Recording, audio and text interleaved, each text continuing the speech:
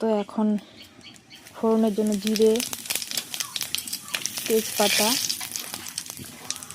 শুকনো লঙ্কা দিয়ে দিলাম। তো ফোড়নটা ভালো ভাজা হয়ে গেছে, এখন দিয়ে দিব পেঁয়াজ কুচি। সব ফোড়ন ভালো করে ভেজে নিয়ে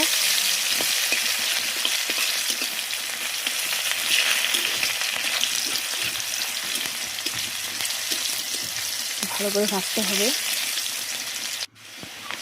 তো আগে বেটে রাখা আদা, পেঁয়াজ, ধনে বাটা, জিরে বাটা, শুকনো লঙ্কা বাটা দিয়ে বেটে নিয়েছিলাম।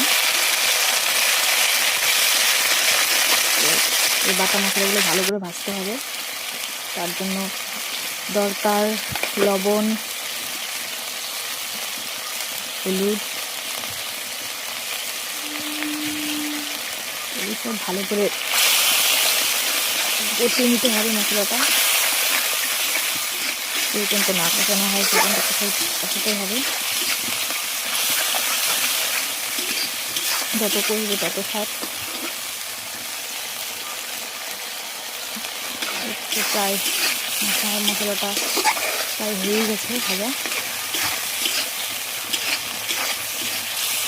এখানে সেই সিদ্ধ করা আগে থেকে সিদ্ধ করা মাছের ডালটা এখন দিয়ে দেবো মশলাটাতে।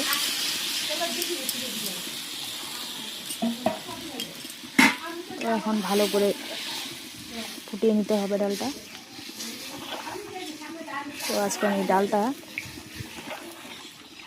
করবো